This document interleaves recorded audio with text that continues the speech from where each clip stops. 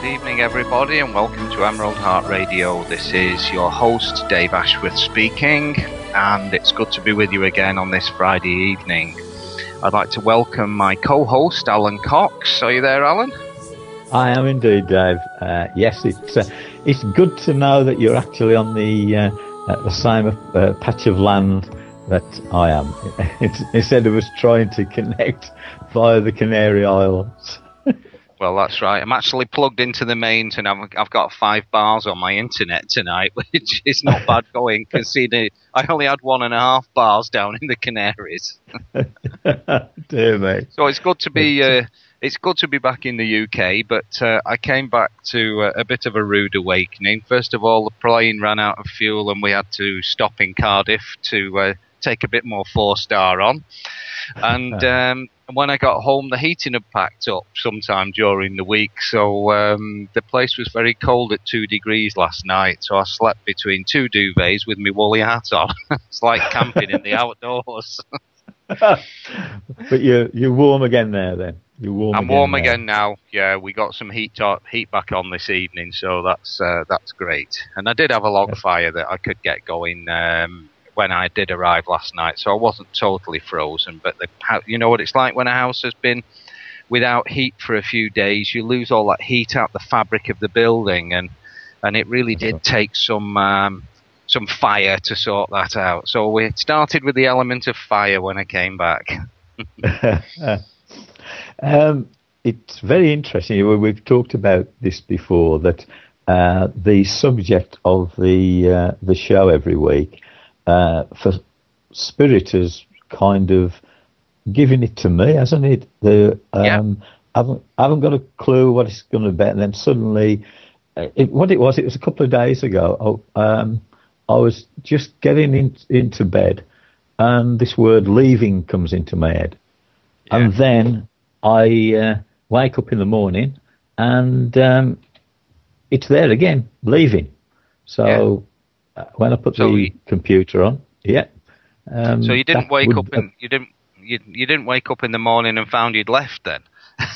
No, not at all. I think my mind left many years ago, to be honest, Dave, but my body's still here. And according to Anne, I'm not on this earth most of the time anyway. So I think I left. I think that helps, doesn't it? Probably. Yeah. But it is strange, isn't it? Because we were just saying off air that within, what was it, a few minutes of me sending you the text saying this week's subject is leaving, and you get an email through. Is that correct? That's right, yeah, from the centre at Westwoods in up in the north there. I can't remember exactly where it is, somewhere south of Boston, but not far out south of Boston, the centre at Westwoods. And I think the title of the workshop was Preparing to Die. So, and it came in just after your email to say the subject tonight is leaving. So I had to laugh at that. That's a good one. Yeah. That's a good one. Yeah, well, it's interesting. Yeah, sorry, go ahead, Alan. Yeah. No, I was going to say, I hadn't got a clue what leaving meant. I suppose it flashed in my mind that, you was leaving the Canaries to come back over here, and Harriet was going over to Amsterdam. But I hadn't really thought what it was about. And then we both know of somebody who has difficulties being on this earthly plane within the mind, and we're saying, well, perhaps that person wasn't meant to leave his spiritual home, and keeps wanting perhaps to leave the earthly home. Yeah, well, I know who you were talking about, because we were speaking about this young lad last week, and just before the show, you were saying you'd done some work at the location there this week, and I think I first worked with the lad maybe 10 years ago, and got some great results, and you've got great results as well this week. But something I've been looking into recently, I've got one or two students who I've looked into very deeply at a soul level. And you know this saying, you know, when people are in a particularly bad time, people say, well, you chose to be here, kind of thing. Well, not everybody chose to be here. Some were actually sent against their will. And I know a number of these people. And I keep feeling that I've got to write something about this. And if it wasn't for the fact that I was just too busy at the moment with new things being launched, it might be something that I went into now. But for example, I was looking into one girl a few months ago now, and I just said to her, I said, does it feel like you're here against your will? And she said, absolutely. She said, I definitely didn't want to come here. And so when you start to look in to find out why the person was sent, you can actually pick up the lesson that God wants them to actually learn. And the reason they usually don't want to come back here is because of the extreme difficulty they had in a previous incarnation. Well, that's right. Yeah, it's all right. I was listening to you, obviously, Dave, but it just came up that a comment in the chat room. Did anything happen after I heard the word leaving, good or bad? Maybe it was a warning. No, I didn't actually feel that.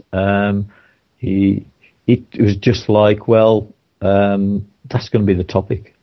It was just as simple as that. There was nothing any more attached to it, you know. Yeah. So, yeah. Well, you know, warnings. I can't ever remember my guidance ever giving me a warning about anything.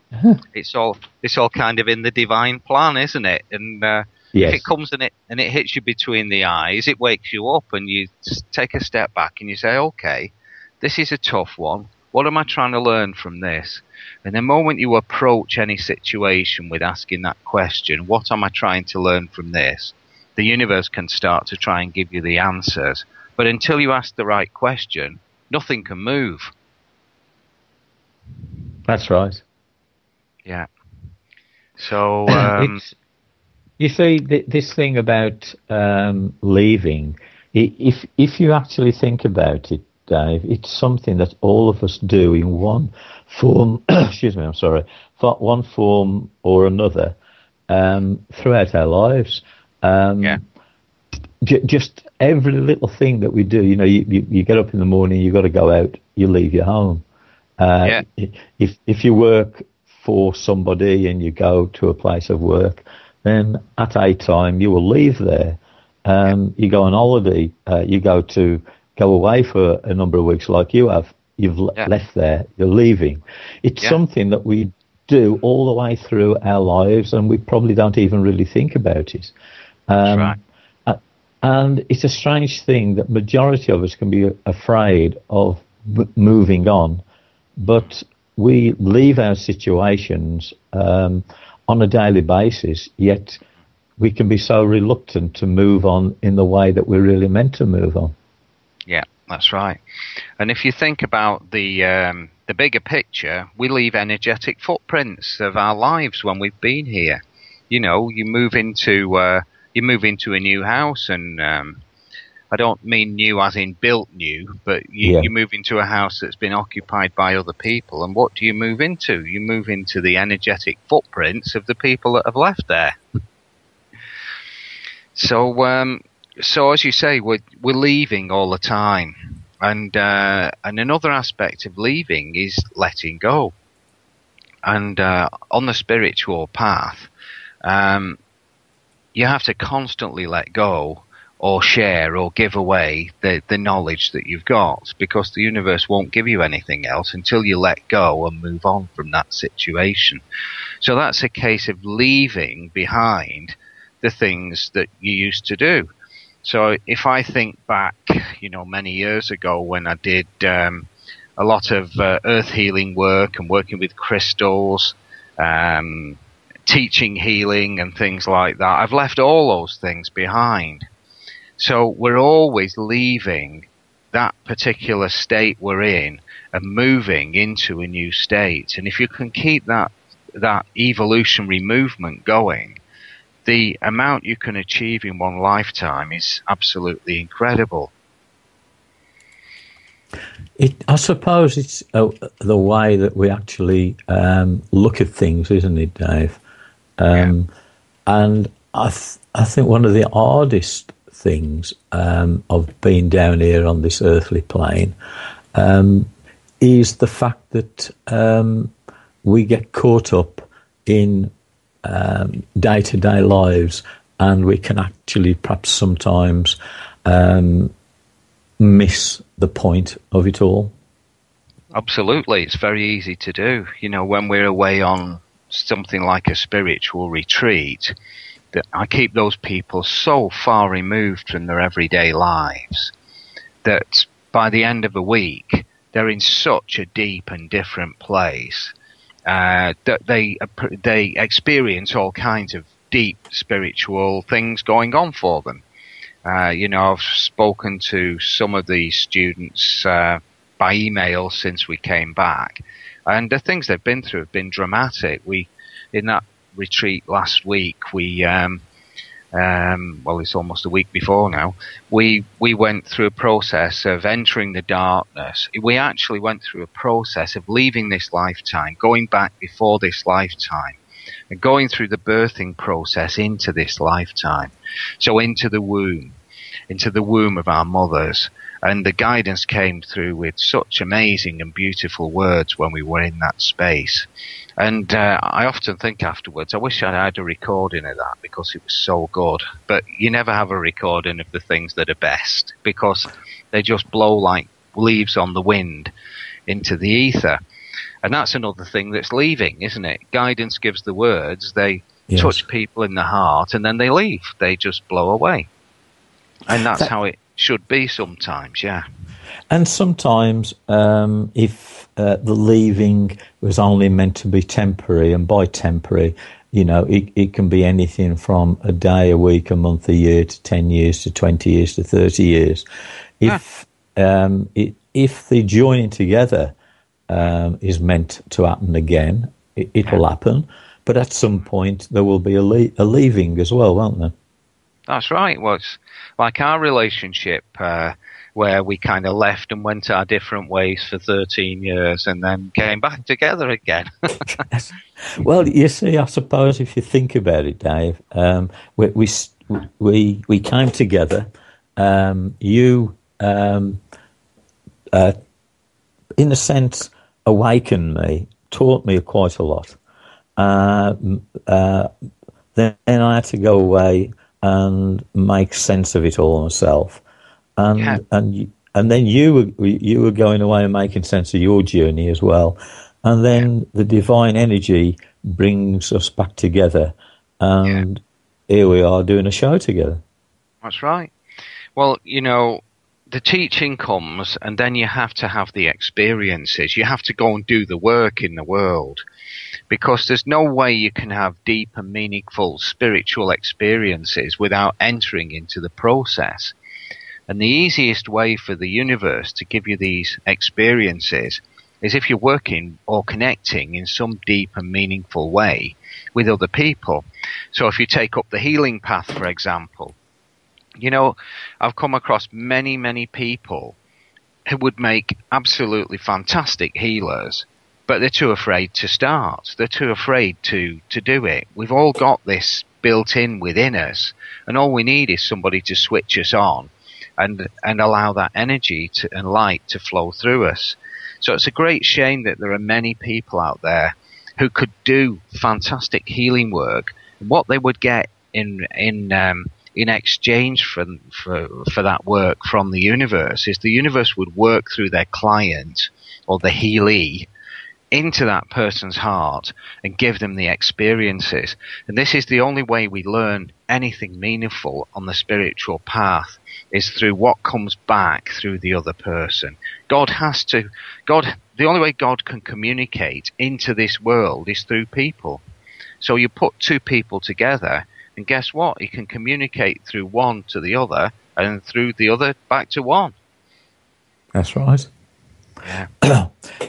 So from this one word that came to me and I sent to you, leaving, you'd think to yourself, well, how can you talk about leaving? And it encompasses what goes on in all our lives. Yeah. Well, it does. I'm thinking of leaving for a cup of tea any minute. You got to wait another 11 minutes yet for the break. I'm just reading here from our beloved producer here. He's gone and made a chicken salad, so he's not a vegetarian. No, he isn't. He's on the Atkins diet. So that's right. That's what it says here. But here was this chicken living its life, and all of a sudden it's left. You know, this is leaving again. The chicken has left this world. It's inside Dave Erickson now. Yeah. He's just written on here, I'm a meatitarian. Yes, I think it's called a carnivore, isn't it? What did the a Metasaurus, that was it. That's it, they used a Metasaurus in that dinosaur film. Yeah. That's right. So anyway, Dave's chewing on his chicken salad, and the chicken's soul has left. It's in heaven now, looking down, saying, well, you know what? At least my old physical body is going to give some sustenance to this chap, so it's a good thing.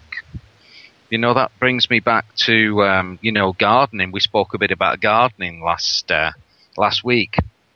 And the rearing of food. If it's reared in a spiritual way and the intent is that it's going to be consumed even before it's born, it's like you're already praying for its life and its passing. You know, if you look into the Native American culture and the way they revere everything that they were eating, you know, it was all part of the giving thanks to Great Spirit for what had been provided for that meal today. Yeah, and this thing, you know, you're talking about being vegetarian. I know you are, Dave, and you know that I have gone vegetarian quite a few times, and I've managed something like about 9 or 10 months or something like that without eating meat, and then I've had to go back to eating meat, and then it's happened again. And now, does this make sense? It's almost like I'm a part-time vegetarian, and by that I mean that perhaps once every week or every fortnight, I've got to have some to eat some meat, and then other times it's like, oh no way. It's a most strange thing.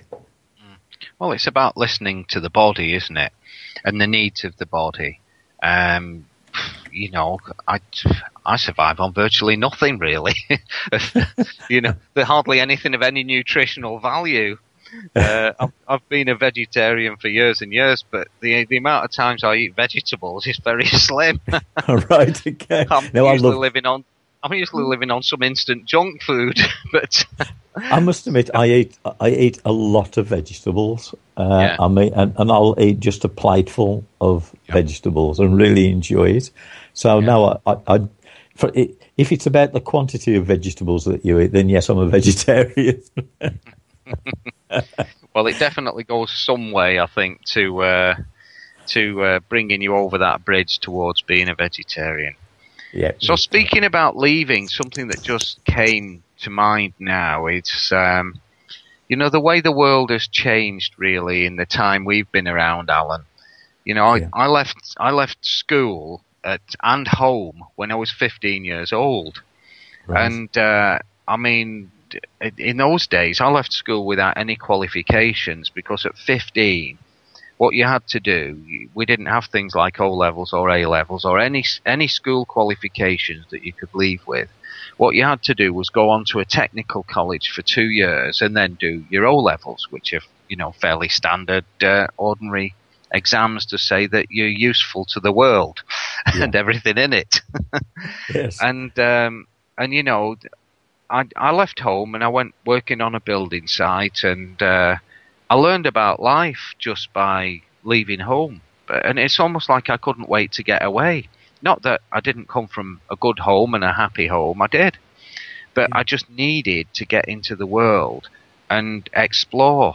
And this opportunity came up where a friend of the family was moving away, and he was 24 and I was 15, and he said, I'll take Dave with me if you want. So parents asked me, did I want to go? And I said, yeah, and I went. And life has been one adventure ever since that point. But when you think about how things have changed over these past years in our society, particularly in England, the society that I know best, I mean, people just live at home for years and years and years. They don't. By the time I was 20, I'd had 5 years life experience out and about, a number of different jobs, and learned so much. And I feel sorry for the people these days that don't have that opportunity to get out there. You know, we might say, well, you know, things have changed and it costs a lot to rent a flat these days. I actually lived at the seaside resort in a caravan most of that time. But because I couldn't afford a flat, you know. But this mate of mine, he had a job, so he was bringing in a few bob, and I was working on building sites, doing whatever I could do, and just bringing a few bob in. And together, we had a good time, and we worked on a project, you know, for a few years that was very good for the both of us. Well, so, I suppose, you know, what can people? Sorry, go ahead, Alan. Yeah. No, I was just going to say, I suppose that was like your introduction into, if you want to call it the real world, that allows you to understand about people, I suppose. Yeah. The thing I found out about most people was that I was too sensitive to be anywhere near most of them, and I've often said I'm too sensitive for this world. And my mother used to say it to me. She used to say, "David, don't be so sensitive." And of course, you know, you can see where your mum's coming from when you look back and you hear those things. But what people didn't see at that time was how sensitive I was. So the sensitivity is like a double-edged sword. As Harriet says sometimes, she says, your deepest wounding is your greatest gift. And my deepest wounding was always my sensitivity, emotional sensitivity to things people said to me. So, you know, I would avoid people like the plague if I possibly could, but yet I found I always needed to be with people as well. So you learn to manage your sensitivity because you can't keep leaving the world behind, if you see what I mean, and becoming isolated. That doesn't work. But by the same token, a little bit of isolation is very good for getting in touch with the deeper aspects of yourself. That makes a lot of sense. Yeah, I mean, myself, you know, I left school when I was 16, took my O-levels, didn't do any good at all. I think the best I got was, I think, about a C grade or something like that. And started work when I was 16. And I suppose didn't even realise it at the time, but I was searching for something, and basically it took me until I was 46, and what happened at home, and we met for it all to kind of kick off. So it's a strange thing, the way that you can come to almost the same point as somebody else, but travel there in a totally different way. Yeah. Well, you know, we're all going to the same place. We're all on the same path. But, you know, I think it was Gandhi that said, I'm not sure, but it could have been Gandhi that said, there are as many ways to God as there are people on the planet. And you know, there are many pathways, and sometimes you have to walk a number of pathways because one individual pathway is not going to take you to where you need to go. But the guidance all comes through the feelings in the heart to tell you whether you're on the right path or not. And, you know, the spiritual path, and we've come in a similar way along the path. We both had awakenings and come into the light, you know, from ordinary lives. So we've been ordinary people living our ordinary lives, and all of a sudden, you know, we have an awakening, and And coming from a place of no qualifications, we're both now professors in the spiritual world. Yes. But unfortunately, I mean, if there were qualifications, I'd probably be doing quite well. I think that we're virtually at the time for another break, Dave. It comes around really quickly, doesn't it? It does, yeah. So perhaps just before we go to break, if you want to say how I can find the Emerald Heart, Dave. Yeah. So Emerald Heart is www.emeraldheart.co.uk, and the blog is emeraldheartlight.com. That's good. And if anybody is interested in finding out more about me, they can go to calmingthoughts.com. So I think it's time for the break now, don't you, Dave? Yeah, so we'll see you after the break. Yeah.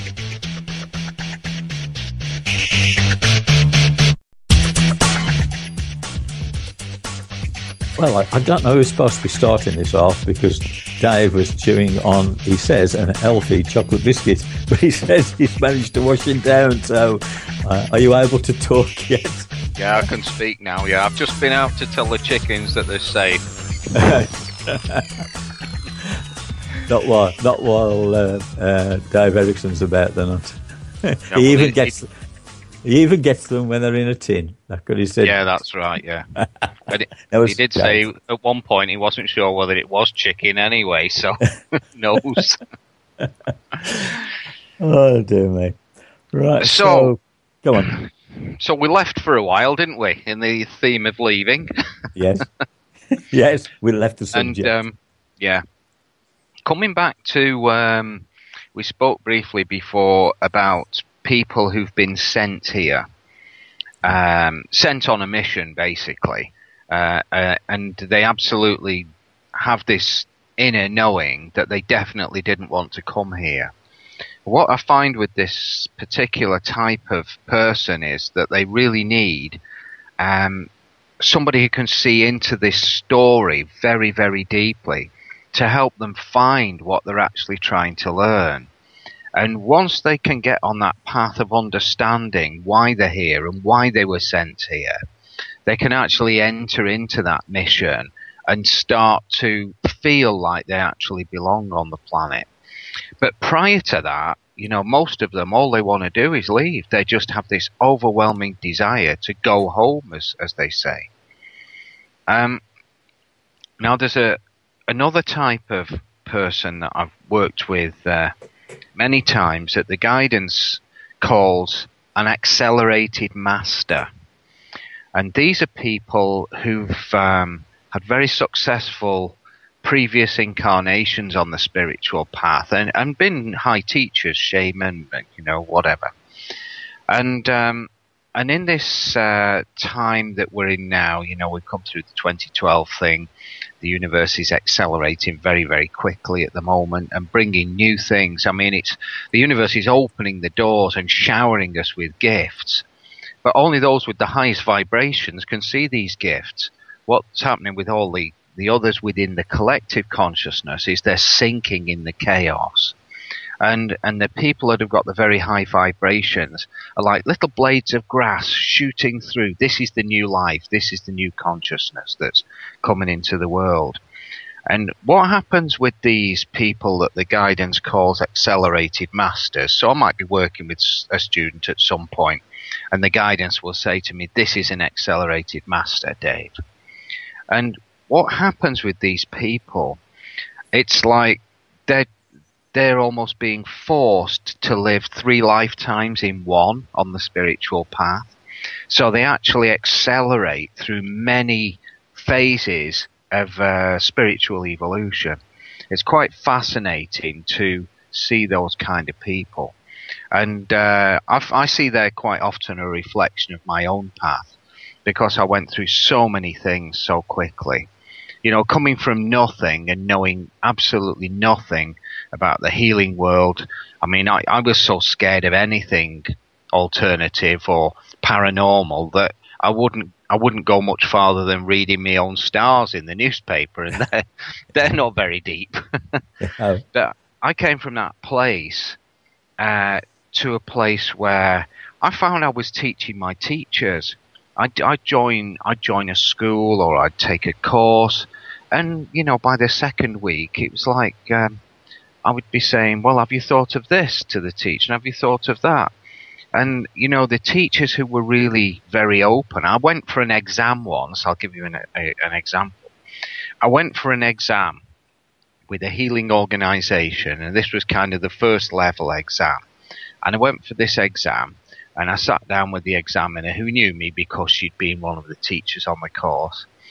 And she said, David, as you know, this is going to be your exam today, and this is what we're going to do. And it was in the early days. It was about chakra stuff, etc. She said, but before we do the exam, I want you to teach me. And that's what it was like all the way through the path. It's like I was being opened so quickly that I ended up having to walk my own path, because I couldn't find any teachers other than, I would step into something.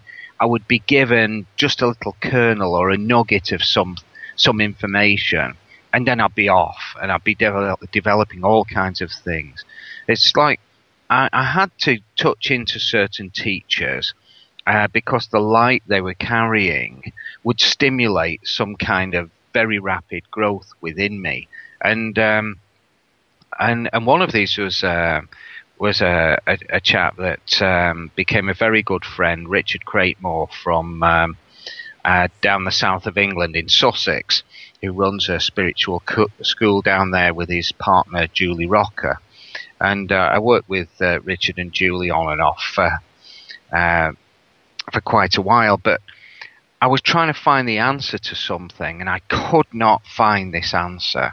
And then I saw an advert for Richard's workshop, and I thought, well, this guy's, I know 99% of what this guy's teaching, but I know I have to go on this workshop. And I went on the workshop, and all I needed was just to be in his light. And his light just changed something within me, removed a blockage or whatever, and I came back and I could do the thing I've been trying to do for 2 or 3 years. And it's just being in another person's light is all you need sometimes to move you through that next phase. And of course, as you enter that next phase, you leave behind who you were. Your consciousness suddenly shifts. You go through a change over maybe 2 or 3 months, and you're in a whole new vibration. It makes a lot of sense, yes, because you see this thing about teaching.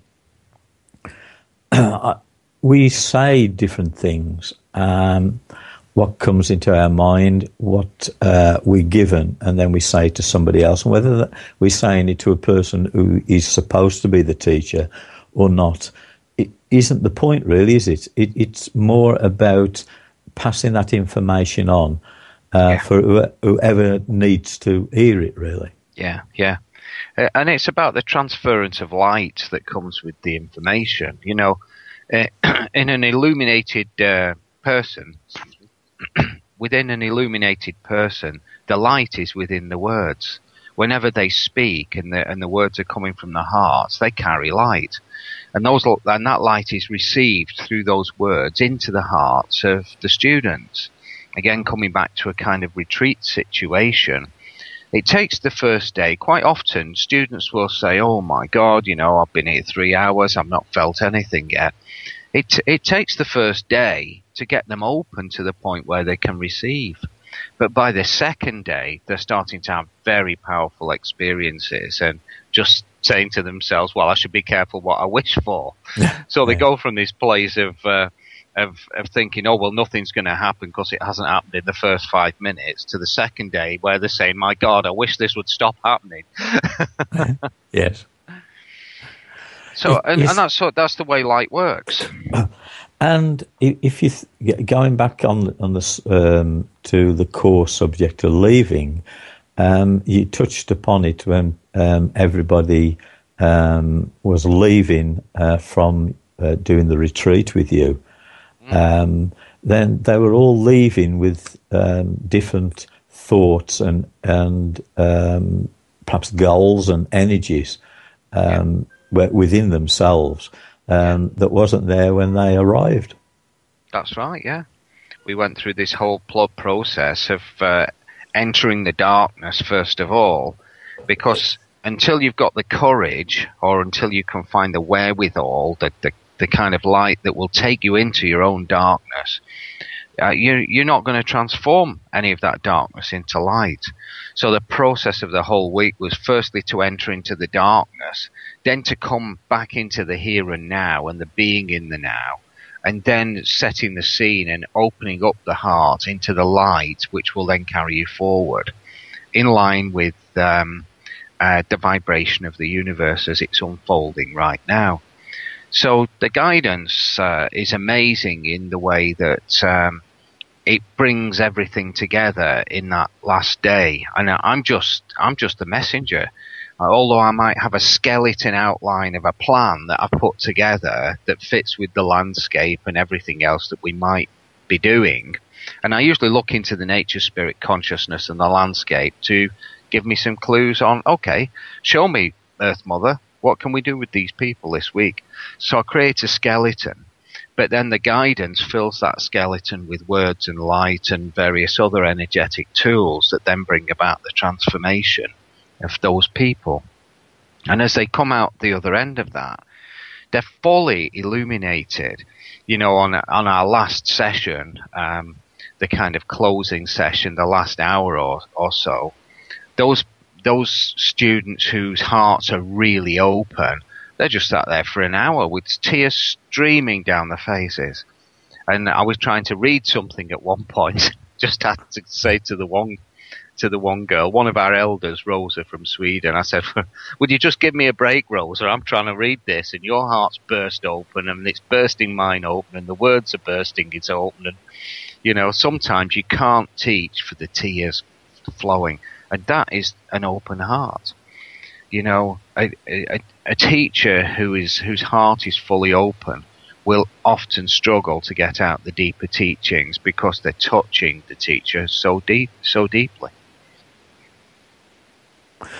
Yeah, and the amazing thing about it all, Dave, is that although you might be opening those people up to what they need to learn, what they need to know, you, if you want to use the term as the teacher, you're being taught at the same time.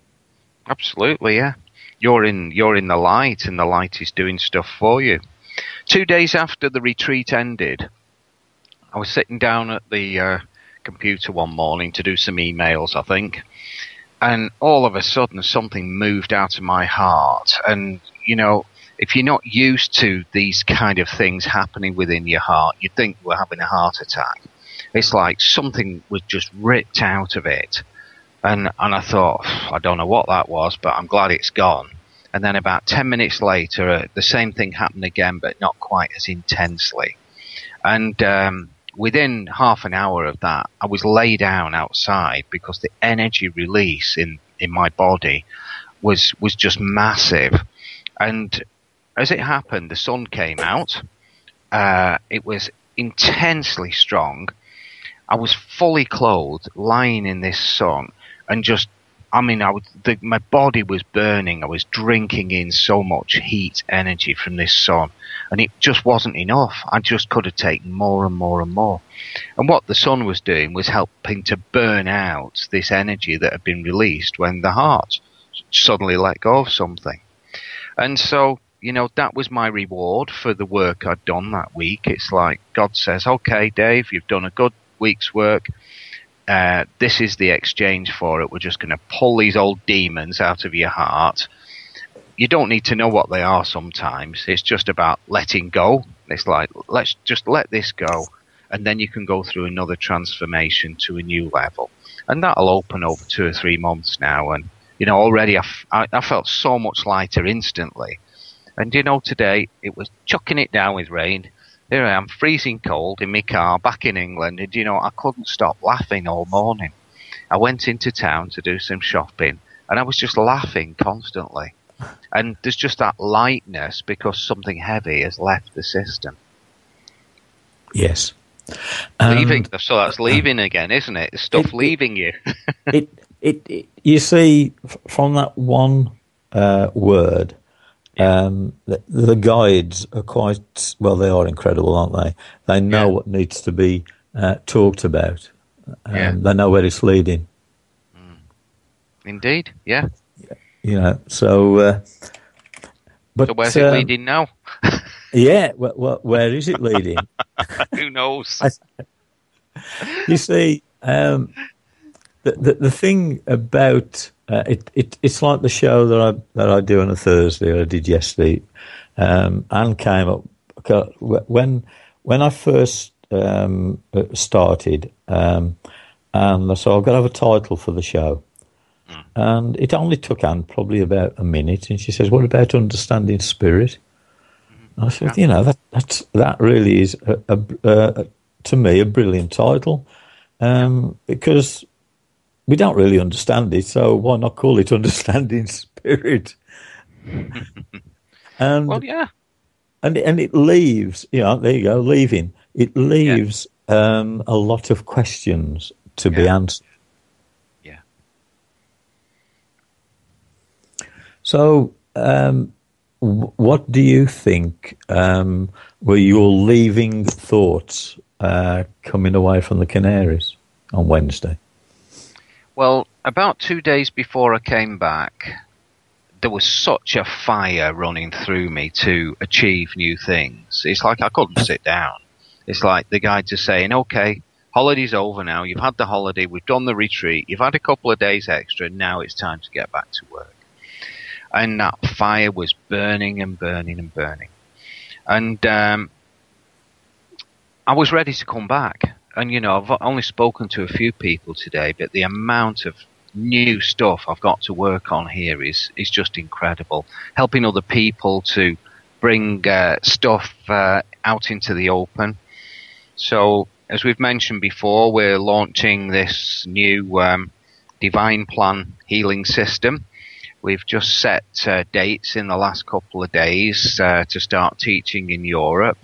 So last weekend in March, we're going to be in Amsterdam. First weekend in April, we're going to be in Basel in Switzerland. Then hopefully Frankfurt the weekend after that.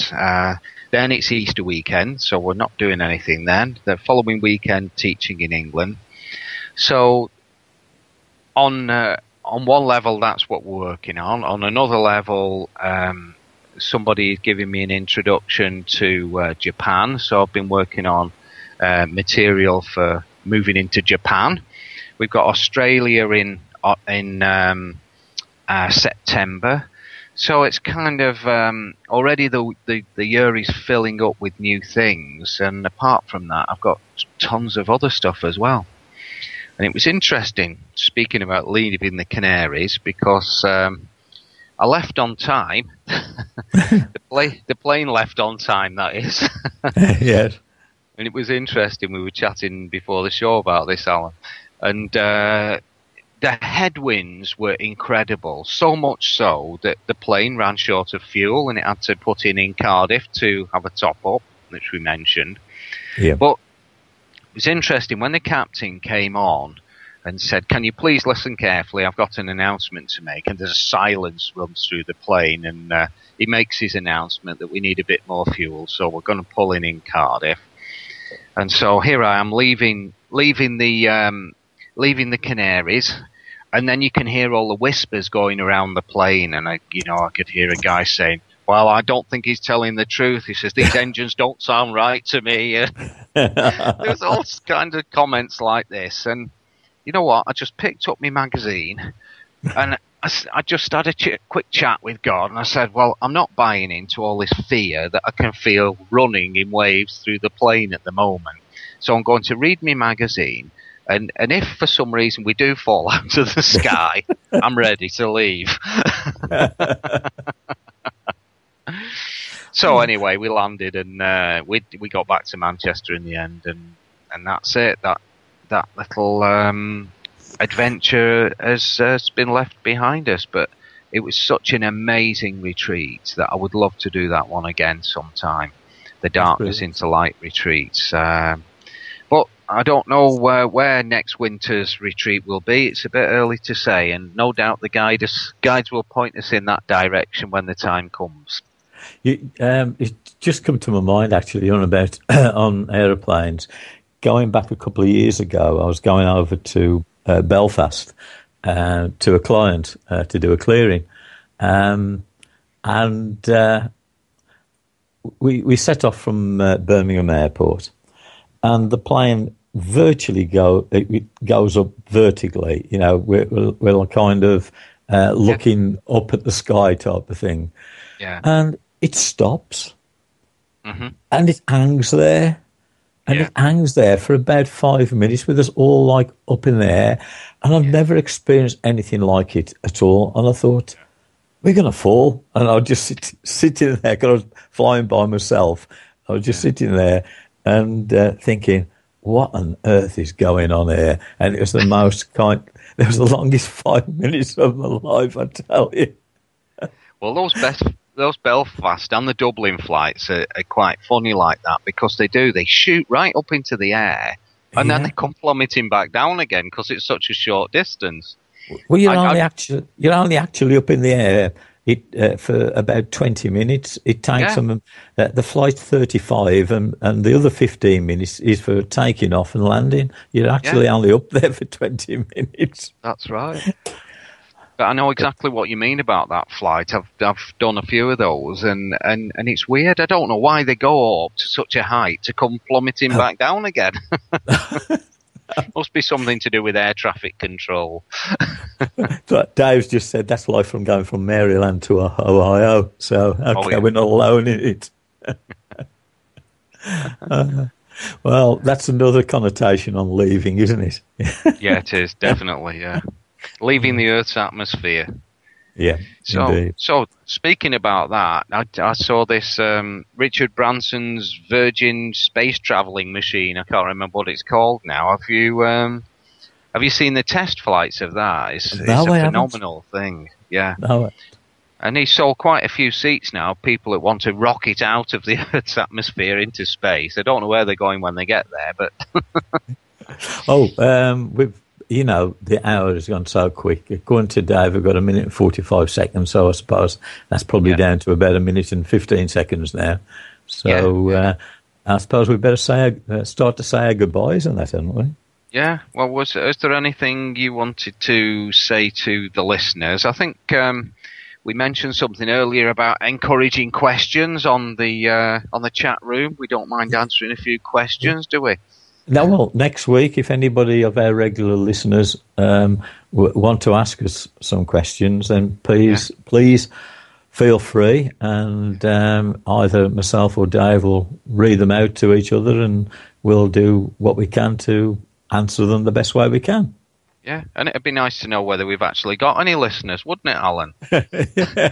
Well, or whether it's just us two listening to each other. Have I made all those names up that are on the chat room? No. We do thank you very much indeed for listening, because we would be just talking to ourselves otherwise. Anyway, I think we've been told it's time to go. We've got 30 seconds. So... Okay. I'm Alan Cox. My website's calmingthoughts.com, and you are? I'm Dave Ashworth, and you can read about the Emerald Heart work on emeraldheartlight.com. So from me, it's good night from me. And it's good night from me.